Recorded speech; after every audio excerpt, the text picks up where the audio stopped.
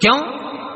तो लिंग पुराण के अंदर और शिव महापुराण के अंदर वर्णन किया गया कि भगवान शंकर ने नंदी को वचन दिया था, सुनो नंदी। शंकर भगवान से नंदी कहता है हमारा भरण पोषण कैसे हो? शंकर भगवान कहते हैं नंदी मेरे शिवलिंग पर, यदि कई लोगों को थोड़ा ध्यान दीजिएगा, है बहुत कथा पर बहुत ध्यान देना, शिव महापुराण की कथा है, बार बार ऐसी कथा नहीं मिल सकती आपको। सुनोगे आप अपनी जगह पर, बहुत वक्ता हैं, बहुत प्रेम से बांचते हैं, पर जो कथा रसतत्व से आपको मिल जाए उसको ले लीजिए महाराज। कोई वस्तु, कोई भोजन आप बनाकर लेकर गए हो, कोई पकवान आप बनाकर लेकर गए हो, कोई फल लेकर गए हो, यदि शिवलिंग पर वो पकवान, वो मिठाई, वो फल टच हो गया तो वो खाने के योग्य नहीं रहता, वो घर पर लेकर मत आना, मंदिर में ही छोड़कर। यदि भोजन, पकवान, मिठाई, शिवलिंग यहाँ पर है और भोजन का भोग तुमने इतनी दूर से लगाया है, फल इतनी दूर रखा है, वो शिवलिंग पर टच नहीं करा गया है, तो उस प्रसाद को, उस फल को आप पा सकते हो, उसको खा सकते हो। पर जो शिवलिंग पर टच हो गया फिर वो केवल नंदी, श्रृंगी, भृंगी, प्रेतों का, भूतों का, आहूतों का भाग होता है। प्रेत, भूत, आहूतों का, वो फिर खाने योग्य नहीं है। हाँ, यदि नर्मदेश्वर महादेव हैं, नर्मदा जी के जल से कोई शिवलिंग प्रकट हुआ है, नर्मदा जी के जल से, कोई कंकर से, नर्मदा के जल से अगर कोई शिवलिंग प्रकट हुआ है, उस शिवलिंग की स्थापना कहीं पर है या आपके घर में है, तो उसको कुछ भी टच हो जाए वो पा सकते हो, पर बाकी के शिवलिंग को स्पर्श किया हुआ नहीं पा सकते। केवल एक नर्मदेश्वर महादेव, नर्मदा के जल से प्रकट हुए। कई लोग पूछते हैं ये सांप है कौन, ये सर्प है कौन, तो उसको बताओ ये भगवान शंकर के गले में जो एक सांप पड़ा हुआ है ये भगवान विष्णु हैं। और शंकर भगवान के सिर पर जो जटा में सांप दिखता है, वो हाथ में सांप बंधे रहते हैं, वो दो हाथों में, कमर पर, सिर पर, केशों पर जो सांप 5 नजर आते हैं वो, तो बताओ ये शंकर भगवान की 5 लड़कियां हैं, जया, विषहरा, शामली बारी, दो तली और देव। ये 5 लड़कियां भगवान शंकर के इर्द गिर्द घूमती हैं, आस पास भ्रमण करती, सभी ये शिव की बेटियां भगवान शंकर के साथ भ्रमण करती हैं। 5 जया, विषहरा, शामली बारी, दो तली और देव, ये जो 5 पुत्रियां थी शंकर भगवान की, ये वासुकी को दी गई थी महाराज, क्योंकि ये सर्प की योनि में थी, इसलिए ये वासुकी नाग को प्रदान करी गई थी। वासुकी नाग कौन सा? जिसने मंथन कराया। वासुकी नाग कौन सा? जिसके फण पर पूर्ण पृथ्वी विराजमान है। वासुकी नाग कौन सा? जो निरंतर देवताओं के हित के लिए कार्य करता रहता है। एक पान के पत्ते के ऊपर, मात्र पान जानते हो, वो खाने वाला जो पान करता है उसका पत्ता, पान के पत्ते के ऊपर जो चंदन से शंकर के नाम, पार्वती का नाम और ब्रह्माणी सरस्वती का नाम लेकर शिव को समर्पित कर दे महाराज, उसकी भी तिथि बताइए, बड़ी सुंदर है। जब रवि का पुष्य योग पड़े, रवि पुष्य नक्षत्र हो, रवि का पुष्य योग पड़े, उस समय पान के पत्ते पर चंदन से शंकर, पार्वती और सरस्वती का स्मरण कर कर जो शिवलिंग के ऊपर उस पान के पत्ते को चढ़ाकर 5 बेलपत्र, 3 समी पत्र समर्पित कर देते हैं, उस बच्चे से चढ़वा देते हैं, वो बच्चा कभी पढ़ने में कमजोर नहीं होता, विद्या में बढ़ता ही बढ़ता है। पलटकर माँ बाप को देखना ही नहीं पड़ेगा बच्चे को, कभी भी माँ को कहना ही नहीं पड़ेगा कि पढ़ने बैठ, वो खुद पढ़ेगा, रुचि से पढ़ेगा। 5 बेलपत्र, 3 समी पत्र समर्पित कर दें, भगवान शंकर का स्मरण करें और उस बच्चे को प्रणाम करवा कर वापिस लेकर आए, बच्चा विद्या में प्रबल होता है, विद्या प्रकट।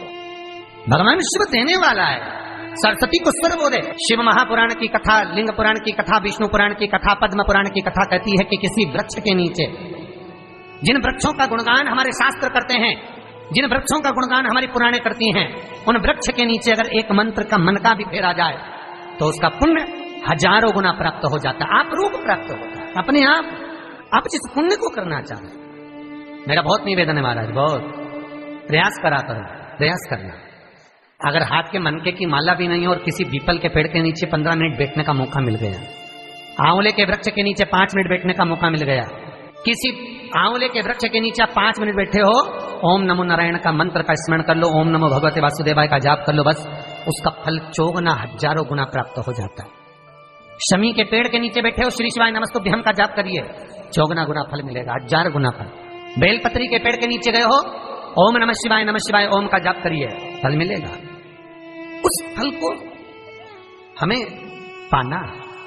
कई लोग कहते हैं महाराज हम पूजन बहुत करते हैं, हम पाठ करते हैं, हम अर्चना करते हैं, हम व्रत रखते हैं, हम उपासना करते हैं, हम दान करते हैं, हम पुण्य करते हैं, हम सत्कर्म करते हैं, उसके बाद भी दुख क्यों है?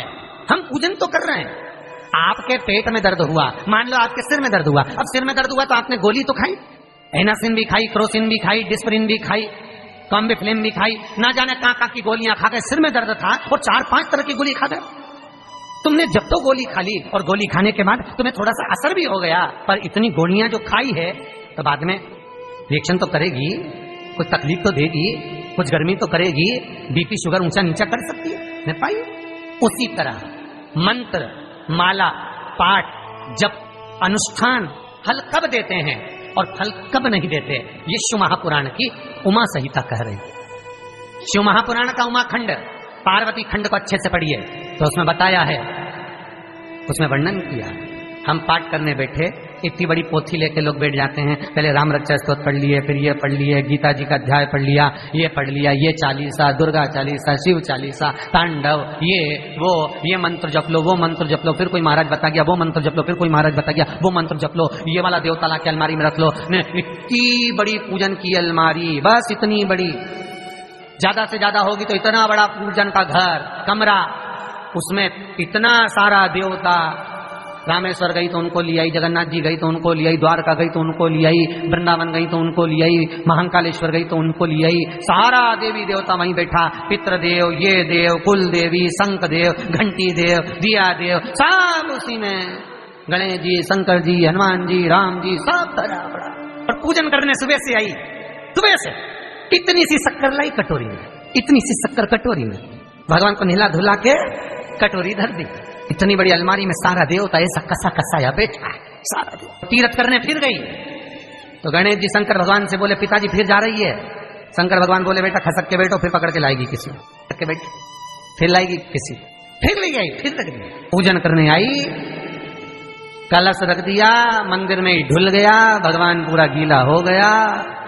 गणेश जी शंकर जी से बोले पिताजी पूरा गीला करके चली गई। शंकर भगवान बोले बेटा तो कल ही आएगी, दिया लगा के गई तो गीले में बैठो, अब नहीं आने वाली। और ध्यान देना साहब, इस कथा को आपके ऊपर लेकर समझाया जा रहा है, क्योंकि शिव महापुराण की कथा कहती है कि आप जो मंत्र जप रहे हो, आप जो माला जप रहे हो, आप जो साधना कर रहे हो, आप जो पाठ कर रहे हो, वो आप पर असर कर रहा है कि नहीं कर रहा, वो आपको समझना। राम रक्षा स्तोत्र का पाठ करो तो पहले हनुमान चालीसा पढ़ो, फिर राम रक्षा स्तोत्र करो। शिव चालीसा, दुर्गा चालीसा, गणेश चालीसा, हनुमान चालीसा, गायत्री चालीसा, इन 4-5 चालीसा को एक साथ कभी नहीं पढ़ना। एक चालीसा यदि आपने पढ़ ली है शुरू में, तो पाठ पूरा होने के बाद जब उठने की तैयारी हो तब दूसरी चालीसा पढ़ दो, बाकी की चालीसा भले आप बाद में पढ़। पर एक साथ 4 चालीसा का पाठ नहीं होना चाहिए। पाठ करने बैठे हो, किसी एक मंत्र की माला जप रहे हो, ओम नमः भगवते वासुदेवाय जपा, या शंकर जी का मंत्र जपा, या गुरु का मंत्र जपा, ये मंत्र जपा, या वो मंत्र जपा, उस मंत्र को जपने में बीच में कुछ गैप होना चाहिए। एक साथ रट्टा मार पे ओम नमः भगवते, ओम नमः भगवते, श्रीमनारायण, ओम नमः शिवाय, ओम नमः शिवाय, फिर ये जप लो, वो जप लो, पूरा पाठ सपाट सब खलास।